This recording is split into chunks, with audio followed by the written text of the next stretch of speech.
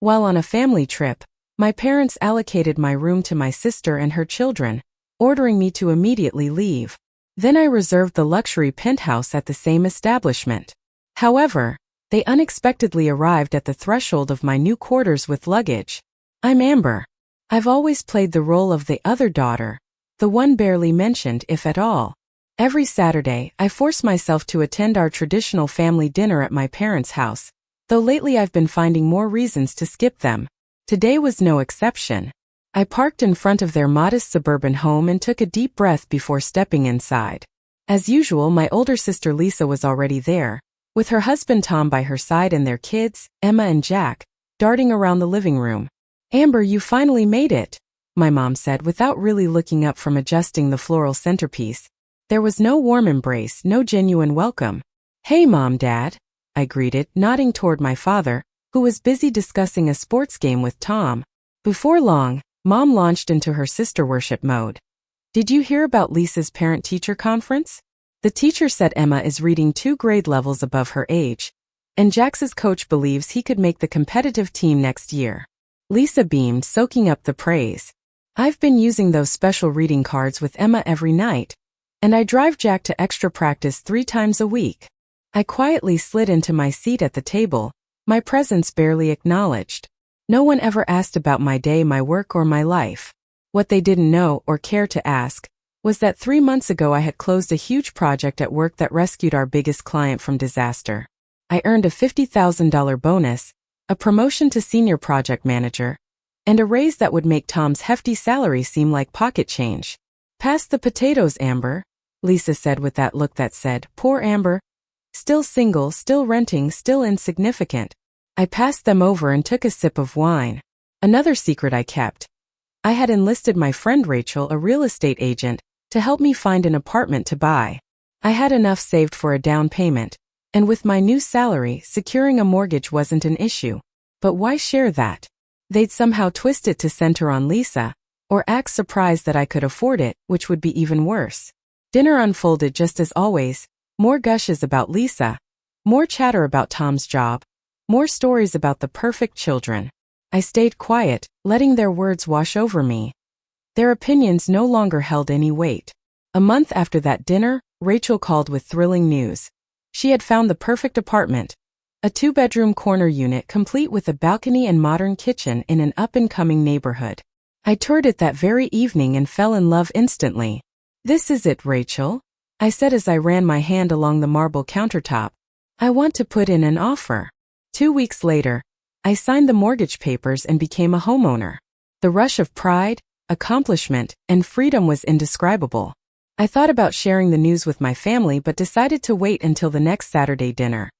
It would feel nice to finally have some good news to share. When Saturday came around, I drove to my parents' house with my secret news burning inside me. But as soon as I stepped through the door, something felt off.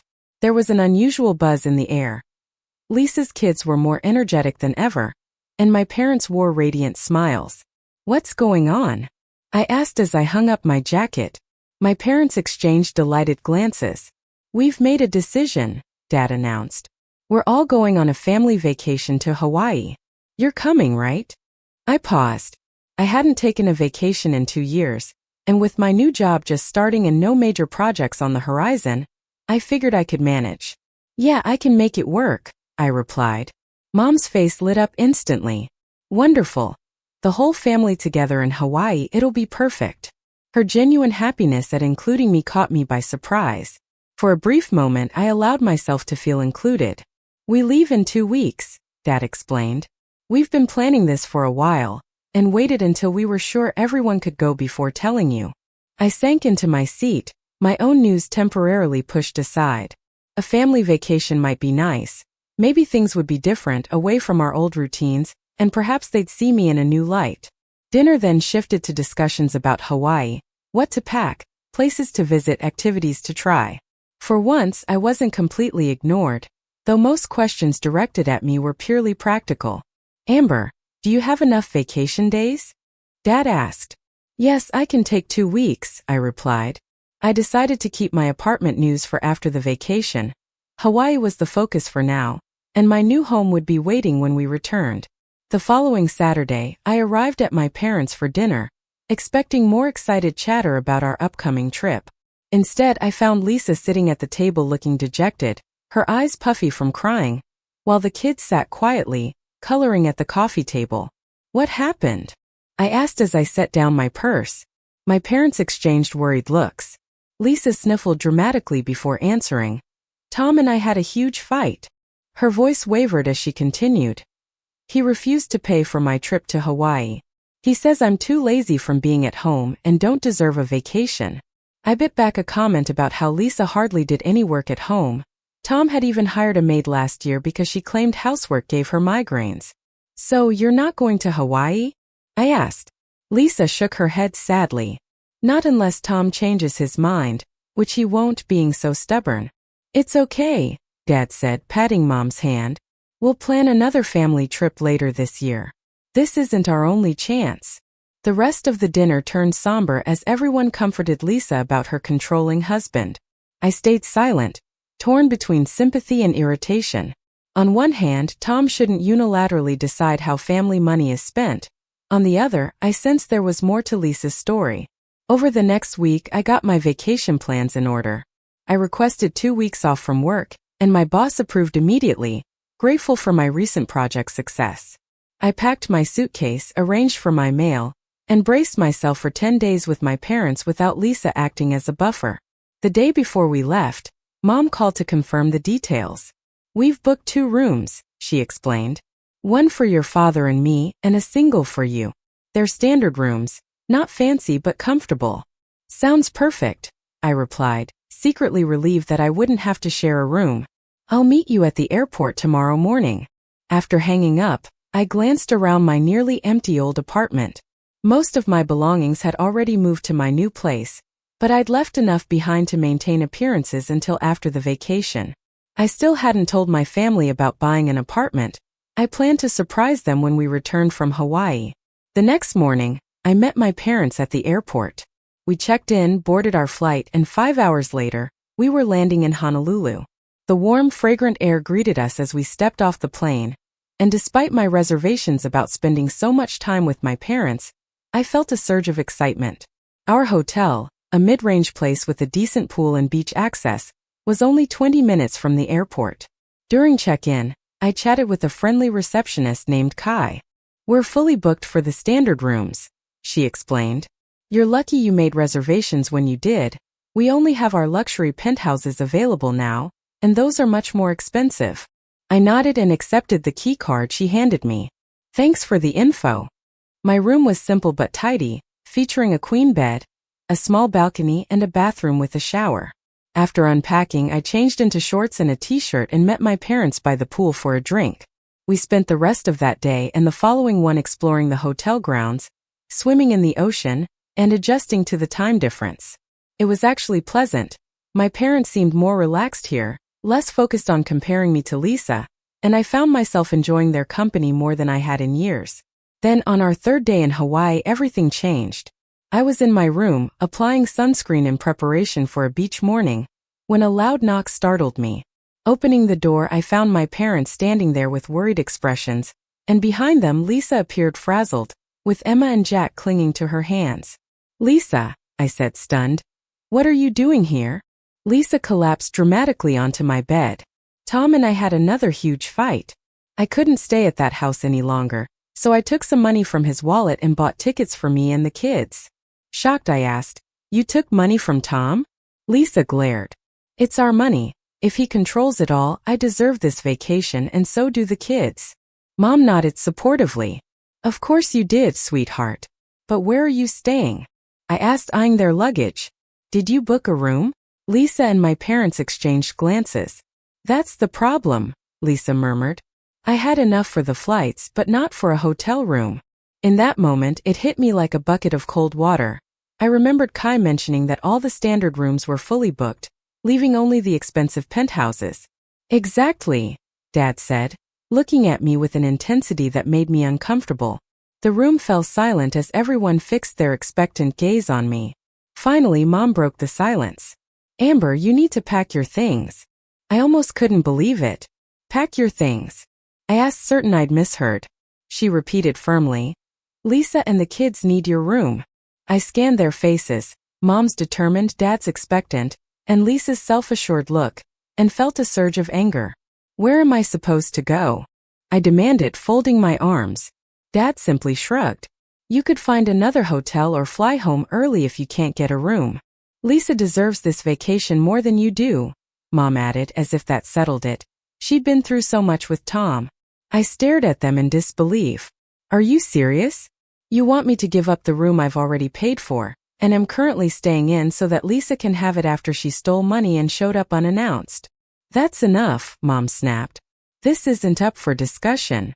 Then, to my absolute shock, she strode over to my closet, grabbed my suitcase, and began tossing my clothes inside. Mom, stop it! I yelled, moving to intercept her, but she ignored me, haphazardly cramming my belongings into the bag. When it was full, she zipped it shut and left it in the hallway outside my room. There, she said.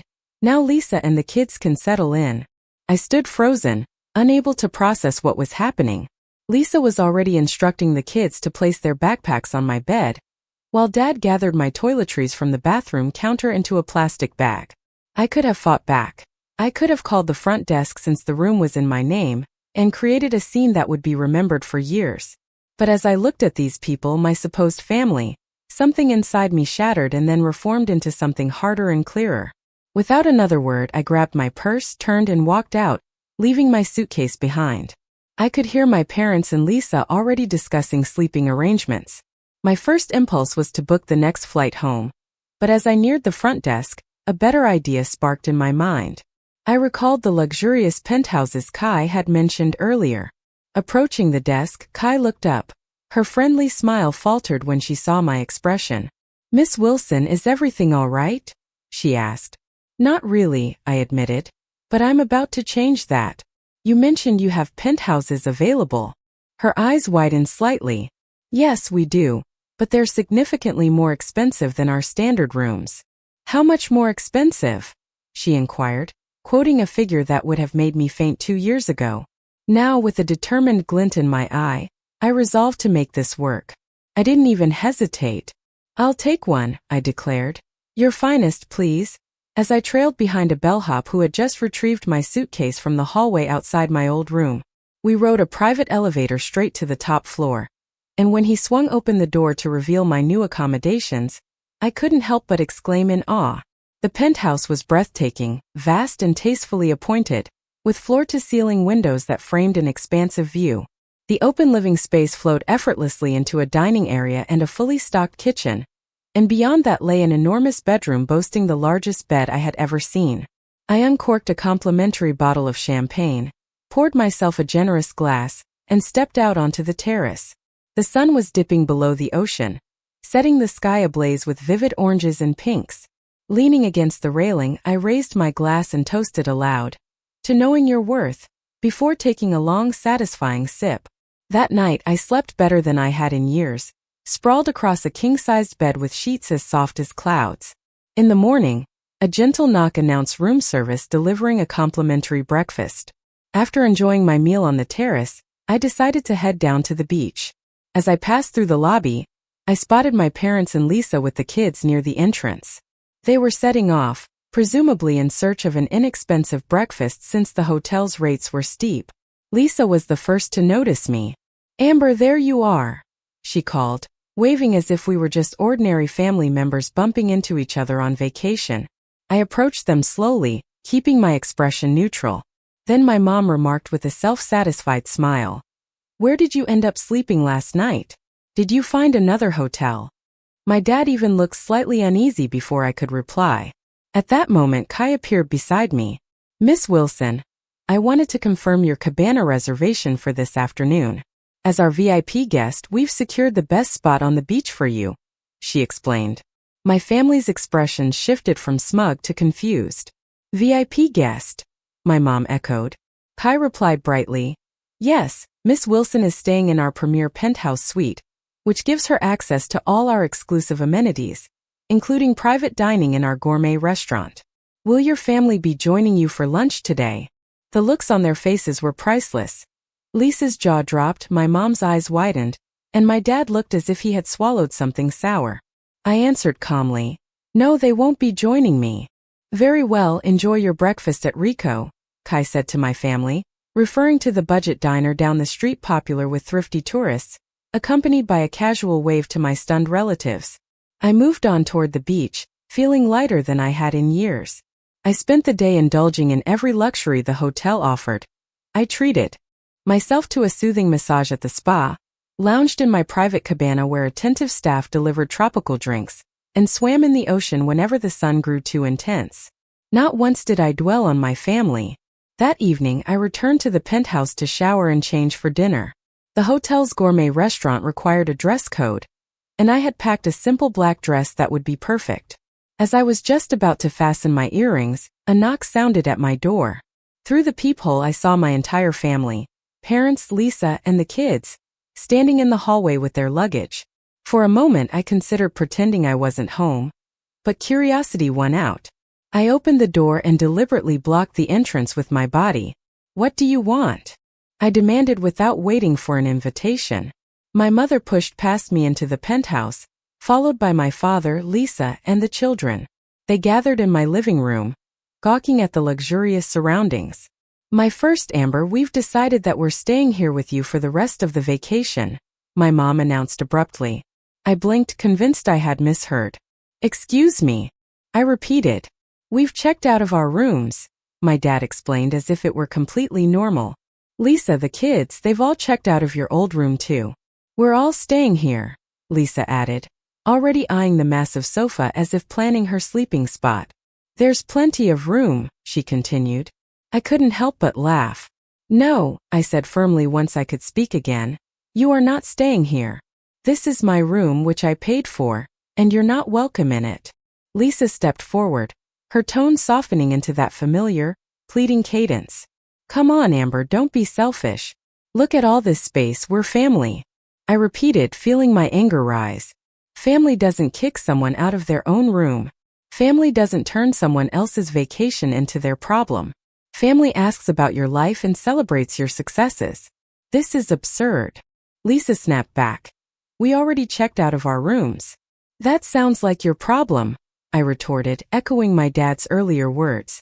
"Now please leave before I call security." Instead of backing down, they began arguing loudly, talking over one another. Lisa's voice rose above the rest. "You're being incredibly selfish right now. I have children." I grabbed the hotel phone and called the front desk, which temporarily silenced them. "I need security sent to my room to escort some unwanted guests," I announced. After hanging up, I saw their expressions shift from entitlement and anger to panic. "You can't be serious," my mom said flatly. "But where will we go?" Lisa asked, her voice cracking. "All the budget rooms are booked." Soon a knock came at the door. Hotel security had arrived promptly. I opened the door to find Kai herself, flanked by 2 security officers. "Is there a problem, Miss Wilson?" she inquired. "Yes, these people need to leave my room and they refuse to do so," I replied. Kai then turned to my family and said, "I'm afraid I'll have to ask you to come with me." "Wait," my mom pleaded desperately. "Can't we get our old rooms back?" Kai shook her head sympathetically. "I'm sorry, but as explained when you checked out, those rooms have been reassigned to new guests. They're occupied now." As they followed Kai out, my mother turned back and muttered, "This isn't over, Amber." I closed the door behind them without a word and stepped out onto my terrace. My phone buzzed with messages from my mom. "We are at the Palm Budget Motel, 1 room for all 5 of us. The bathroom reeks of mold. I hope you're happy." Another message from Lisa read, "The kids are crying because their beds are filthy. How can you do this to them?" I switched off my phone and set it aside. Their attempts to manipulate me might have worked once, but not anymore. I was only responsible for myself, and for the first time in my life I was putting myself first. The remainder of my Hawaiian vacation was blissful. I deliberately kept my phone off most of the time, checking it only once a day to ensure there was no real emergency. The angry messages from my family persisted for 2 days and then suddenly stopped. I later learned from a hotel staff member that they had checked out of the budget motel and flown back to the mainland early. My mother had left a note at the front desk stating, "We're going home. Hope you're satisfied." I was more than satisfied. I spent my remaining days swimming in the ocean, hiking to a waterfall, taking a sunset cruise, and generally doing whatever I pleased. Free from the burden of family expectations and judgment. I felt transformed. Lighter, happier, and completely free. As my plane ascended, I watched Hawaii shrink beneath me. Not with sadness but with resolve. That vacation had been a turning point. There was no going back to the way things were. After landing, I took a taxi directly to my new apartment. Although it was still sparsely furnished, it was mine. I walked from room to room, making mental notes of what I still needed to buy. Tomorrow, I plan to shop for a proper dining table and perhaps some artwork for the walls. Everything to make this place truly my own. 2 weeks after returning from Hawaii, I was comfortably settled in my new apartment and back at work. I threw myself into a new project, buoyed by the confidence I'd gained from standing up to my family. I began speaking up more in meetings and taking on additional responsibilities. One afternoon, my phone rang, displaying my mother's number. I had been expecting her call eventually, though I still felt a flutter of anxiety as I answered. "Hello, Amber?" Her voice began, tinged with accusation. "We went to your old apartment and they said you don't live there anymore." "That's right," I replied calmly. After a pause, my mother spoke again, her tone suddenly sweet and curious. "You moved? Where exactly? Can we have your new address? I think it's time we all talked and made up." I could hear Lisa whispering something urgently in the background. "I bought my own place," I stated, "with a mortgage." There was a stunned silence on the other end, followed by muffled exclamations. "You bought an apartment?" my mom finally said. "When?" "About 2 months ago. I received a promotion, a significant raise last year, and even a bonus for a major project I completed." "Why didn't you tell us?" Her voice wavered with hurt. "I wasn't moved. When would I have told you? During those family dinners where you only discussed Lisa, or perhaps during the vacation when you kicked me out of my own hotel room?" A long silence followed. "We should meet and talk about this," my mom eventually suggested. "Family shouldn't be estranged. What's your address? Come over this weekend." I took a deep breath and said firmly, "No, Mom. I'm not giving you my address and I don't want to meet right now. I need space from all of you." "Amber," her tone sharpened, "we're your family. You can't just cut us off." "Actually, I can, and I will, until you all understand why your behavior has been unacceptable." I hung up before she could respond, my heart pounding but my resolve unshaken. Over the next several months, my family tried everything to reestablish contact. They called, texted, and even emailed my work address, sometimes angrily, sometimes pleadingly, sometimes manipulatively. I deleted most without fully reading them. Through mutual acquaintances, I learned that Lisa and Tom were experiencing serious marital problems. The incident in Hawaii had been the final straw, and they were now headed for divorce. I felt a brief pang of sympathy for the kids, but reminded myself that Lisa's choices were not my responsibility. As for me, I was thriving. I'd been promoted again, made new friends in a hiking club, and even started dating someone I met at a work conference. My apartment was now fully furnished and decorated exactly how I wanted it. It was my sanctuary. Sometimes I thought about reconciling with my family, perhaps someday if they showed genuine remorse and a willingness to change, but I wasn't holding my breath, nor was I going to put my life on hold waiting for that to happen. In the weeks that followed that painful confrontation, I threw myself into rebuilding my life piece by piece. Every day became an opportunity to rediscover who I truly was. I began to understand that the hurt I felt wasn't a sign of weakness, but a call to honor my own worth. My apartment, once just a temporary sanctuary from family expectations, transformed into a personal haven, a space that reflected my journey toward healing and self-acceptance. I filled my mornings with quiet rituals, a strong cup of coffee on my small balcony overlooking the bustling city, a few pages of a novel that inspired courage, and long walks through familiar streets that I now saw with fresh eyes. I started joining a local hiking club, and each trail became a metaphor for my ascent from the depths of familial neglect to the heights of self-reliance. In these moments of solitude, I found clarity, and slowly, the scars began to fade into the background of a much larger picture. A life defined not by my past, but by the promise of each new day. At work, the transformation was equally profound. The confidence I gained from finally asserting my boundaries spilled into my professional life. I found my voice in meetings, my ideas resonated with colleagues, and soon, new opportunities unfolded before me.